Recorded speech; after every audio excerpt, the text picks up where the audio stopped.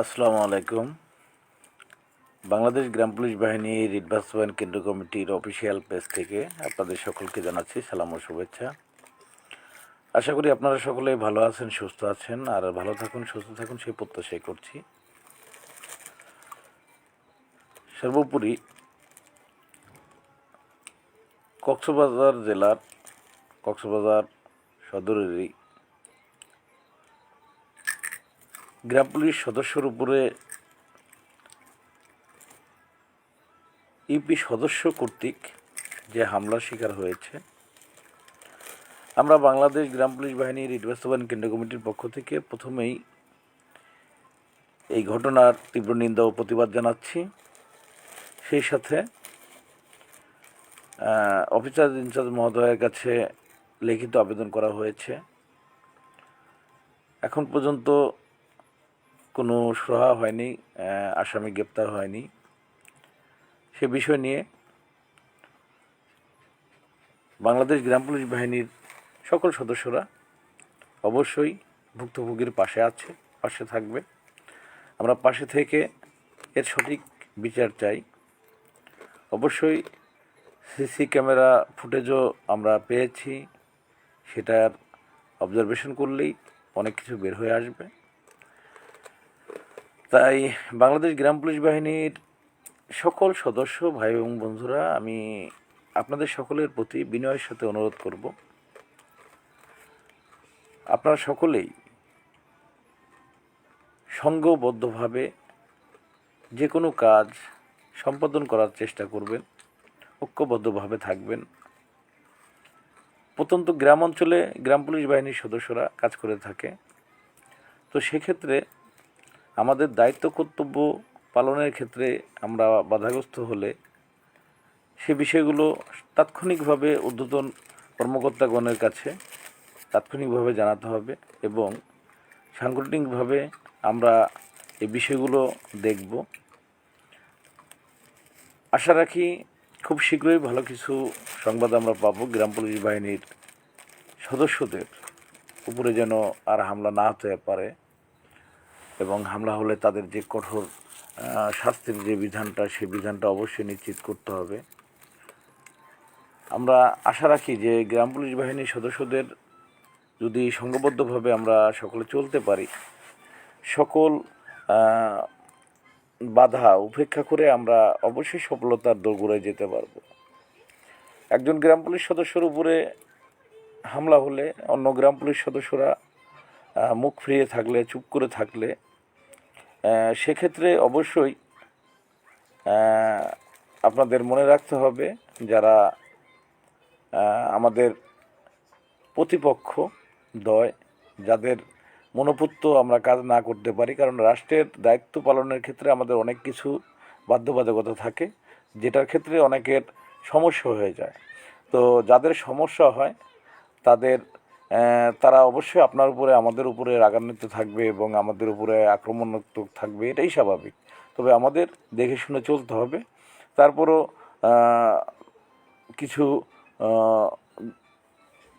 দুর্ঘটনা ঘটে যায়, যে ঘটনাগুলো আমাদের বাহিনীর সদস্যদের সেফটির ক্ষেত্রে যে বিষয়গুলো আছে, সেগুলো আমাদের অবশ্যই ঐক্যবদ্ধভাবেই মোকাবেলা করতে হবে এবং এই বিষয়গুলো নিয়ে সোচ্চার হতে হবে। আর সোচ্চার হলে অবশ্যই আমি মনে করি এর সফলতা আসবে। কারণ আমরা প্রত্যন্ত গ্রাম অঞ্চলে যে কাজ করি, যারা আমাদের উপরে অন্যায় অবিচার করে, এটার কিন্তু একটা প্রমাণ থাকে এবং সেটার ক্ষেত্রে আমরা অবশ্যই সঠিকভাবে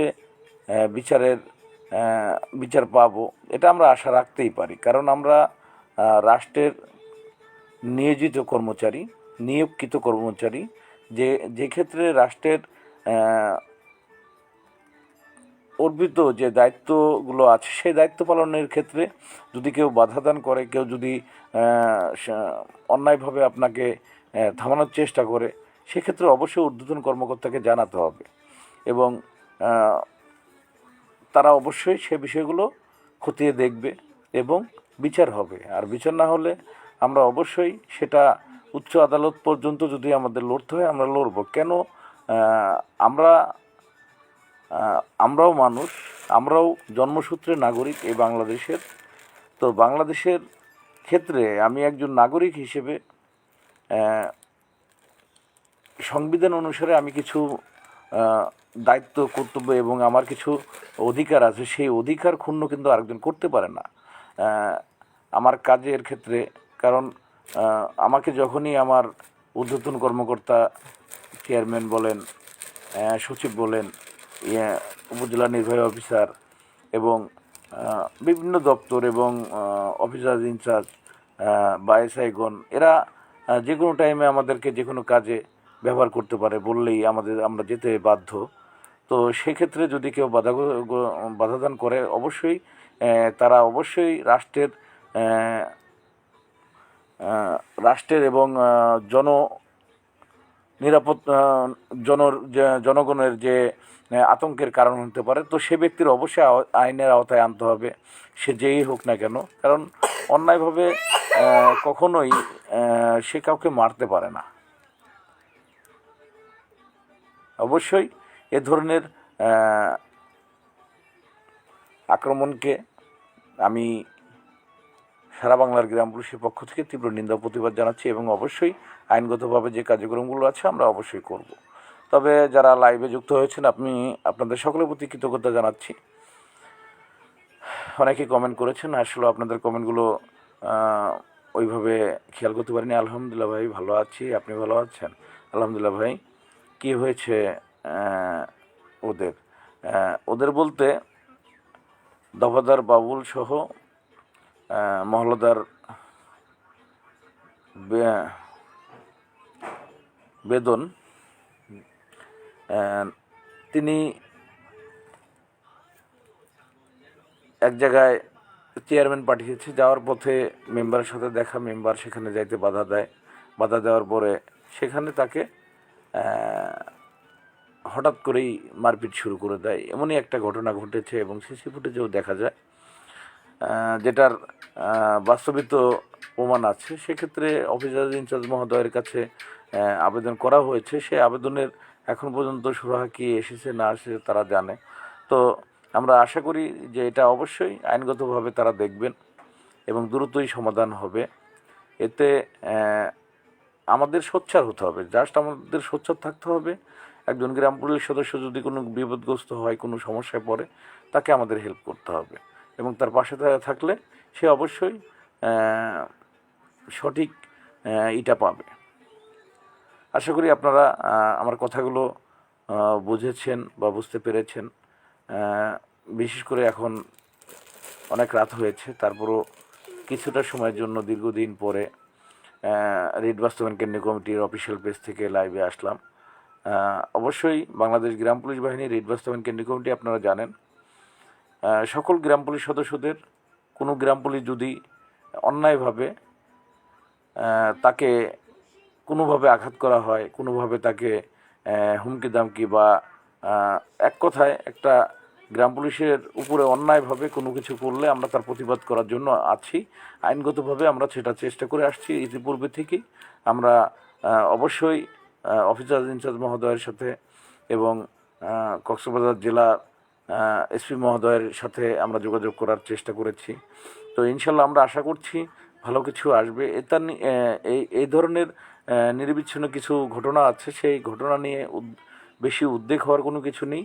তবে সঠিক সময়ে সঠিক সিদ্ধান্তগুলো আমাদের নিতে হবে এবং নিলে আমরা এর প্রতিকার পাবো এবং অবশ্যই আশা করি যে পরবর্তীতে এই ধরনের ঘটনা আর কোনো ইউপি সদস্য করবে না, গ্রাম পুলিশ সদস্যদের সাথে করবে না, এমনটাই আমরা আশা রাখি।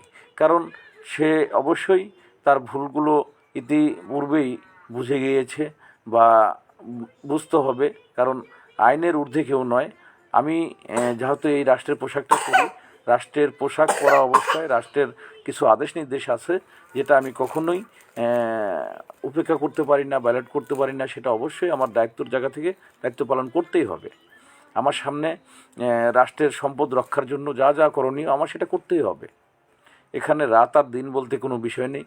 কারণ আমি আমার অঞ্চলের, আমার ইউনিয়নের গ্রাম পুলিশের প্রধান হিসেবে টোটাল ইউনিয়নে কোথায় কী হচ্ছে না হচ্ছে সেটা আমার গ্রাম পুলিশ সদস্যদের মাধ্যমে খোঁজখবর নিতে হয়, সেটার আপডেট করতে হয়, সেটার বিষয়ে সকলকে জানাতে হয়। কারণ না জানানো পর্যন্ত কোনো কিছুই কিন্তু সম্ভব নয়। কথা কি সঠিক বললাম না ভুল বললাম, একটু বলবেন আপনারা।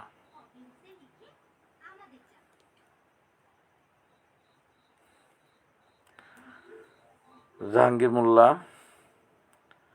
ধন্যবাদ ভাই, সবসময় পাশে আছেন।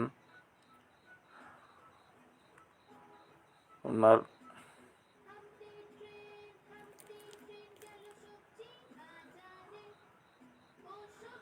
অবশ্যই এটা সুস্থ বিচার হতে হবে। ওয়াদুদ ভাই, ধন্যবাদ আপনাকে। আসলে আমরা সবাই যদি সোচ্চার থাকি তাহলে প্রতিটা মানুষই বুঝবে যে আসলে দেখেন, প্রতিটা বাহিনীর সমস্যা বা বিভিন্ন এলিগেশন আসলো, যেমন পুলিশ বাহিনী, র্যাব বাহিনী আর হলো আনসার বা বিডিপি, তাদের মূল বিষয়টা আপনারা দেখেছেন, যা যা হয়েছে সেই জায়গা থেকে তারা পানিশকৃত হয়েছে, পোশাক চেঞ্জ হয়েছে একটা বাহিনীর। আর আমরা কিন্তু প্রশংসার সাথে এবং সঠিকভাবে রাষ্ট্রের দায়িত্ব পালন করে যাচ্ছি এবং রাষ্ট্রের সর্বোচ্চ ব্যক্তিরা আমাদেরকে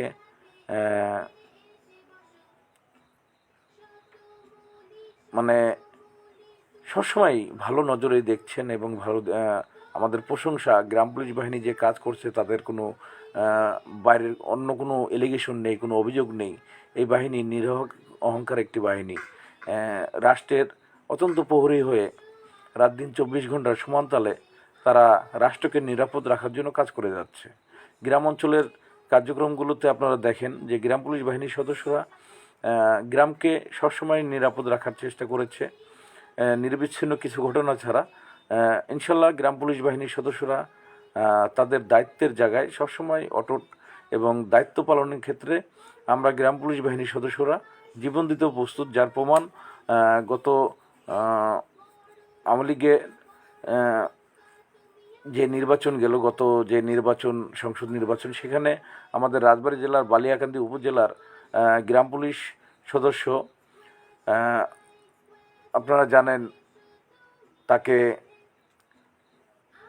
নির্বাচনের আগের রাতেই, তারপরের দিন নির্বাচন ছিল, সেই রাতেই তাকে একদল চোর, ছাগল চোর, তারা মেরে ফেলে। তারা ধরা খেয়ে যায়, তারা যে ছাগল চুরি করে, তো তারা পরিকল্পিতভাবে তাকে হত্যা করে। এমনটাই পুলিশ রাজবাড়ী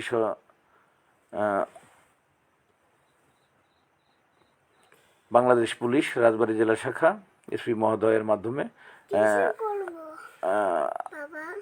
সকল তথ্য উপাত্ত আপনাদের মাঝে উপস্থাপন হয়েছে। তাই আপনাদের সকলকেই বলবো যে সাবধানে থাকবেন। হ্যাঁ বাবা, ওই ওখানে যাও, হ্যাঁ যাও। আপনাদের সকলকে ধন্যবাদ জানাচ্ছি। এখন আসলে সে আমার সাথেই এখনো ঘুমায় নাই। আয় বাবা, সকলকে বলো আপনারা ভালো আছেন। হ্যাঁ, সালাম দাও সকলকে, বলো আসসালামু আলাইকুম। আপনারা ভালো আছেন? আমার জন্য দোয়া করবেন। আমি যেন বড় হয়ে আপনাদের সম্মান বাড়াতে পারি, দেশের হয়ে কাজ করতে পারি। ঠিক আছে? তুমি কি খাচ্ছ? কি খাচ্ছ? তুমি এখনো ঘুমাও নাই কেন?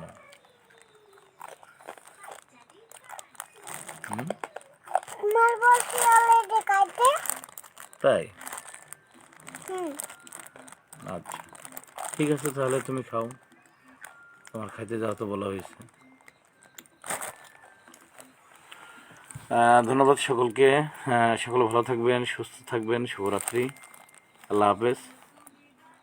আবারও কোনো এক সময় দেখা হবে, যদি স্রষ্টা মহান আল্লাহ পাক যদি সুস্থ রাখে, ভালো রাখে। আর যদি তিনি ডাক দেন তাহলে চলে যেতে হবে না ফেরার দেশে। আর হয়তো বা এইভাবে কথা নাও হতে পারে যদি সৃষ্টিকর্তা মনে করে। তারপরও সবাই দোয়া করবেন আল্লাহ পাক যেন সুস্থ রাখে, ভালো রাখে। আমিও দোয়া করি আল্লাহ পাক যেন আপনাদের সকলকে সুস্থ রাখে, ভালো রাখে। আল্লাহ হাফেজ। আসসালামু আলাইকুম। শুভরাত্রি।